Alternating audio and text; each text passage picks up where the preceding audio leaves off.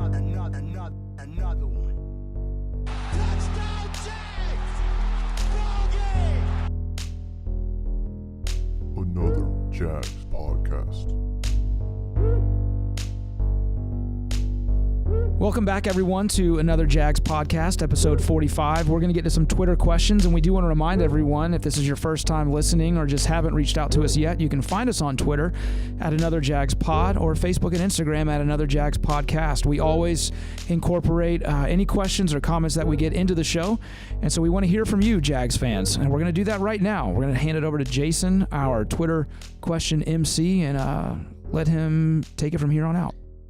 All right, so we got some good ones on Twitter. We appreciate you guys for your questions. This first one from Hugh Lynch, and he's at AODH Lynch. Does Shad need to clean house? TC, very old school approach, and safe to say the term grit isn't an identity of the team. Caldwell's first-round draft picks are blind loyalty to Bortles, and Marrone is a very much old school, run the ball, hard-nosed, and looks like the NFL has moved on. Those are all really good points, Hugh. And I want to ask you guys just simply, does Shad Khan need to clean house? Sean has maids that clean all of his houses. I don't think he cares. That's a good honestly. one, Joey. What's that? That was a good one. Yeah, I mean, it's true, though. I really don't think he cares about cleaning house. Oh, that was a joke. Hey, I didn't catch that one. Did you call him Jag Shad or joke. Sean? I think you called him. I think you called him Sean. You said Klon. Do you know him I believe. personally? Shad Klon. Where was that? Something about no, not cleaning house. I think Caldwell needs to go, but other than that, I think we're good. Yeah, I mean, Shad Khan doesn't want to have anything to do with the workings of the Jaguars other than making money. I mean, so it's going to be Sean Khan. So Shad Klon is doesn't care. Yeah, no, I don't think he doesn't want to do anything with it. I think they give Coughlin 2 seasons to get things worked out. If nothing gets worked out, I think then they start cleaning house. But right now, I think it's Coughlin's team. No, he's not cleaning house because he doesn't know that the Jags are 3-8. Well, no, not is he? Should he? Oh, should he? Oh, No, not yet. Not yet. We'll see what happens in the offseason. But no, not yet. I think he should. I think he absolutely should. I think he should fire Tom Coughlin. He won't. This is what I think he should do. Fire Tom Coughlin. Fire everybody. Hire his son to take over as the GM, vice president, and let his son run the team. If his son can do what he did in Fulham, why can't he do it for the Jags? Is he a huge soccer fan and understands the inner workings of soccer but can't figure out football? So here's my take. Hire your son, Shad, or Sean, or whatever you want to be called. Okay, so Tony? this question might Son Tony, yeah. last a little longer than expected. So let me get this straight. So we almost go to the Super Bowl, first decent season in 10 years under the current staff, and you want to get rid of all of them? Yes. Do I think last year was a good year? Yes. But I mean, we were 10-6. It's not like we were 14-2. We rattled off a lucky win in Buffalo. Our defense stepped up against the Steelers, and who knows what happened. And we lost to the Patriots. So, yeah, look, you want my opinion? There it is. What I've seen out of this, I wasn't a huge fan of this coaching staff before they were retained, and they were retained. So I'm sorry. The direction the team is going is not where they need to go to be successful. Oh, fair enough. Good answer. All right. Next question. Is it off? Still beeping. Still beeping. Bleep. Maybe we're going to ask Neptune Beach PD what Yeah. they think of. Hey, guys. You really think they should cover Yes. really? What this has been the most. I mean, I agree at this point. I think last year was complete loss. We have talent on the team, and they're making decisions that Okay. they should not be making. This next question is from Cole Marrone, and he's at ColeGuy45. I like that pun. He says, if Kessler plays lights out down the stretch, would you guys be confident in him as a quarterback going forward? Or would you call it a fluke? Also, if this thing blows up, is Fournette a trade candidate this offseason? Or does injury history make his value too low to trade? I'll start with the last question first and say Fournette is not going anywhere.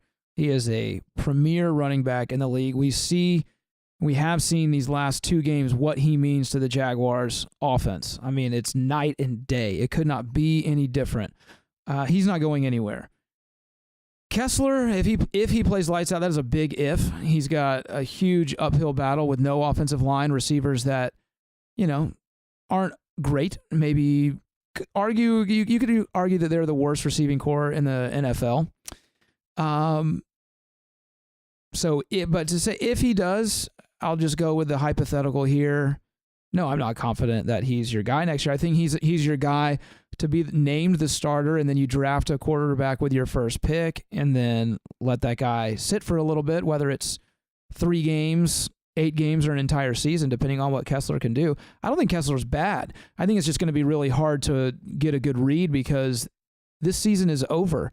The offensive line is decimated. So if he even plays average, that's going to be a big improvement at quarterback this year. But yeah, I mean, look, in my opinion, Bortles is done here. I don't see how he could possibly be, besides financial reasons. I don't see how you can bring him back next year. So why not Kessler?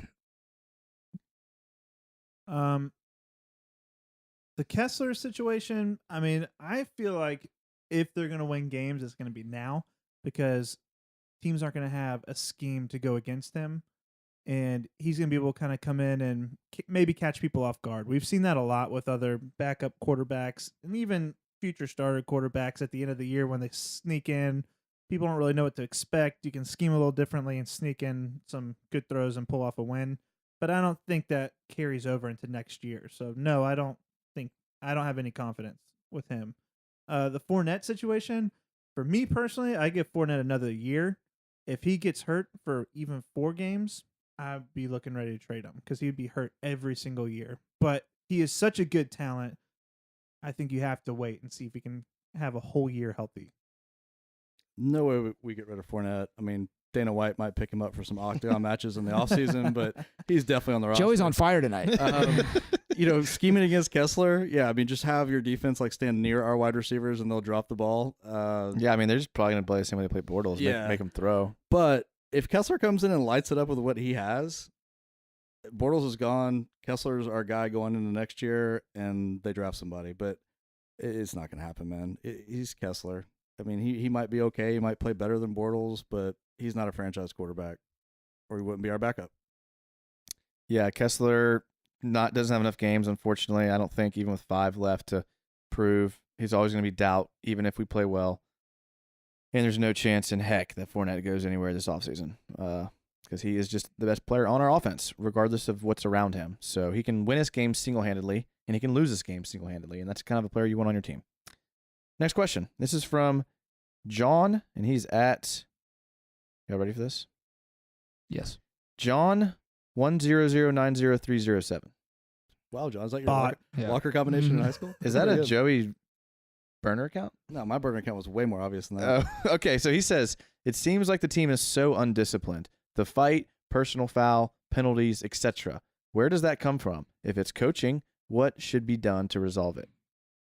It's been all year, though. I mean, like we alluded to earlier, I mean, the London stuff, I mean, the fights in the preseason at practice, it's been all year, and that's definitely coaching by a long shot. Yeah, I mean, I hit on it earlier for the penalty side of it. I mean, I think that's a coaching side with Todd Walsh. I mean, our defense gives up. I mean, there have been several ones that ended up being bad calls, like take the Calais Campbell roughing the passer. How we even got fined for that, I have no clue. But just in general, there's been so many major personal fouls left and right on the defensive side of the ball. And then on the offensive side of the ball, we've had, I can't even count anymore how many delay of games, misalignments. I mean, so many dumb penalties that are all coaching penalties that we got penalized for that I think all of it is falling on the coaching staff at this point. Dude, don't forget about the not having enough men on the field and the wide receiver running out at the last. Oh, wait, that was FSU and the Gators. Sorry. Yeah, that was good, Joey. Took him 51 minutes to work that in. Back to the actual question and topic at hand. I think there is some coaching, but at the same time, I think this is the team that they've built is look, we're going to run the ball and we're going to beat you with defense and we're going to be brash about it. And they wanted to get guys with some swagger, and that's what they have. And you're going to get penalties like this. It's gotten out of control. I think the most recent couple games where we've seen that, especially with the fight against the Bills, I think a lot of that is frustration. I think it's just spilling out onto the field with frustration, whether it's from the coaches or just the result of the season and how it's gone. But these guys, look, they want to win. This is a team of guys, most of the guys I would say care tremendously about winning, and they're not. And so we're seeing that spill over into unsportsmanlike penalties and this and that. But a lot of it is just, this is the team that we have. We're going to probably be a highly penalized team next year too, and we could have the opposite record. But I think what we saw in this last week against the Bills, a lot of that I think is just straight up frustration. So take it out on the other team. Do it again against the Colts this week too. Why not? Yeah, I agree with you all 100% on all your answers. Our last question. This is from Patrick Jackson. He's at Radius_Johansson. He says, how would you feel about a tactical suspension of Fournette for the rest of the season? Keep him fit and safe for next year, raise our draft pick position, and you've got a ready-made excuse of the stupid ejection this weekend. I'm okay with it. And I kind of already said off of when we talked about Fournette a second ago, injuries have been such a big problem for him already.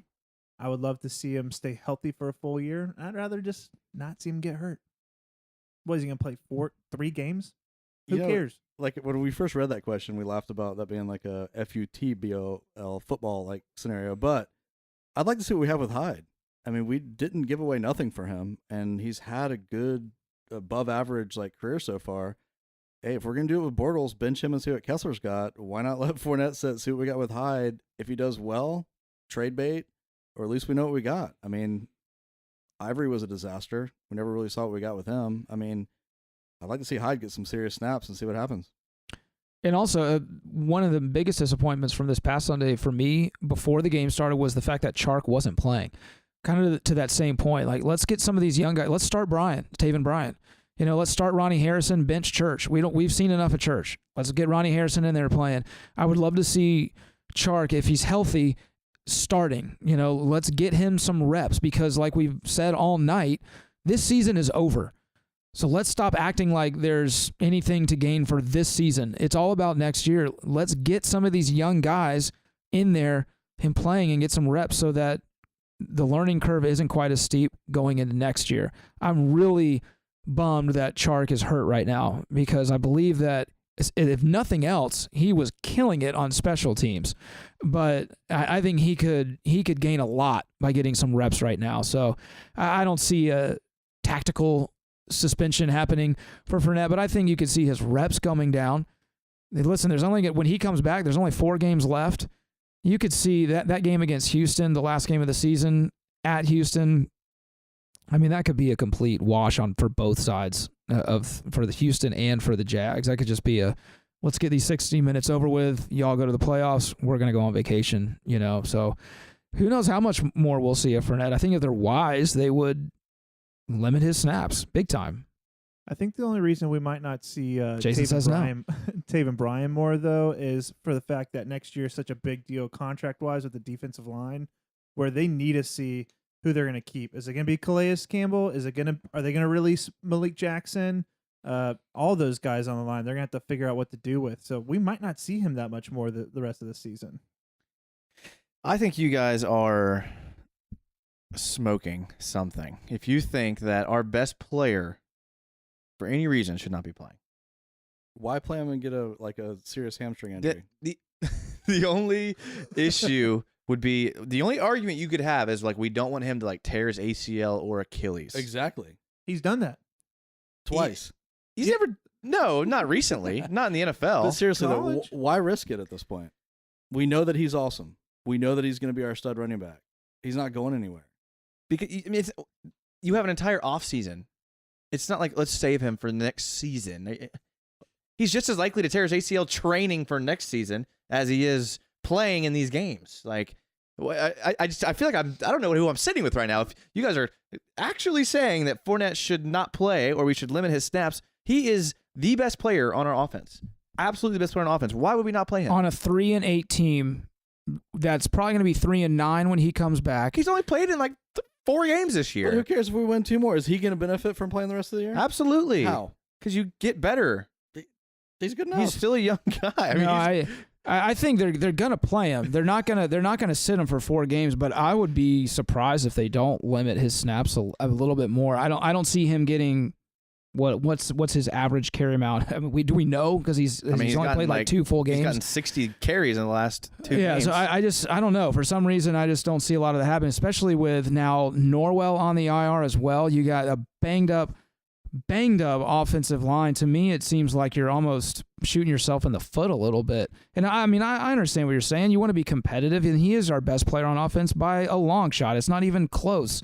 I don't even know who the second best player is after Fournette. But, you know, at some point, you have to be smart about things, and who knows what they're going to do. But I just don't see them giving him the ball 20 times a game at this point anymore. I actually love the train of thought. I mean, Dante Moncrief should not be in the game ever again. Let D.D. Westbrook get thrown to however many times Kessler can throw What if to he tears his ACL? Well, dude, our 3rd string wide receiver and 3rd string receiver on any other team, but our only halfway decent receiver outside of Chark gets hurt. He's just a 1-year deal anyway, so it doesn't make a difference. Exactly. Why play Moncrief ever again? No, but what's the? I don't get your train of thought here. D.D. If you're- Westbrook is not a legitimate number 1 stud franchise player. You love D.D. Westbrook. Yeah. I do love D.D. Westbrook. Yet. But how can you be like, oh, we want to keep Fournette, we don't want to get hurt, and then like, oh, Because Fournette's let's already- give Chark and Westbrook and Taven Bryan all these snaps, like Because that's we're- obvious, because Fournette's already there. That D.D. and Westbrook is not. for me, Fournette has shown a consistent history of Yes. injury That too. year in, year out since high school. Westbrook is one of the most injured players there is. But- He fell in the draft because he was So coming you- off of a knee You injury. seriously don't think that Fournette's going to be as good and elite next year, regardless of what happens, other than getting hurt? No, you have a point but there. D.D. could use the experience. Yeah, you have. I agree with you there, but you're not going to not play Fournette in these last. I'm not saying they're going to. I'm saying the train of thought is interesting. I think he Fair. goes down to 10 to 15 snaps max the rest of the season. I like that. I want to see what Hyde's got, man. I mean, we know There's where no Hilton's way. at. There's no way. There's absolutely no way. Then who benefits from that, though? Is that the coaching staff, like the offensive coordinator, Fournette like does. showing what he can do? Fournette I can does. see that. Does he get bonuses at this point? I mean, Yeah, what is there's he gonna get? incentive bonuses for sure. Well, give him the cash anyway. Use that for Blake's $3.5 million we're gonna get when we cut him. I mean, 16 million. this that we're gonna save when Oh. we cut him. I don't know. Good train of thought, though. I like that. Yeah, good question, Pat. Clearly, house divided. Mm. Is that it? Yeah, unless you want to preview the Colts. but Let's just get a real we're already quick, an hour. real quick. Anyone in here think the Jags beat the Colts on Sunday? 10-7 Colts. All right. No No, Jason says Jags lose. score. Robert? No. No. Okay. We all think the Jags are going to lose on Sunday, which would make them 0-4 in the division, 3-9 overall. We'll see. You never know. Crazier things have happened. Colts are playing really well right now, so You wanna do, like, a it would bold certainly be an prediction for the upset. game? Bold prediction for the game is, I don't know, Jags show up. Maybe. Lambo comes out to kick a field goal and his leg actually falls off. Yeah, that could be it. I think that's good. I think that's good. Jags do play the Colts this Sunday. Kessler's starting. If there's no other reason to watch the game, it's certainly for that. I'm excited. I mean, Yeah, it'll be interesting to Way say the more least. interesting than last week for sure. But that'll do it for this episode. There was a lot to talk about, and I think we talked about all of it. And we're going to be here next week to talk about it some more. So thanks for listening. Don't forget to follow us on Twitter, Facebook, and Instagram, all that good stuff. Tell your friends. If you are a diehard Jag fan, this is the podcast for you, because we're gonna keep this train going whether they win or lose every single week, because we love the Jags. They are our team no matter what. And so, as always, go Jags.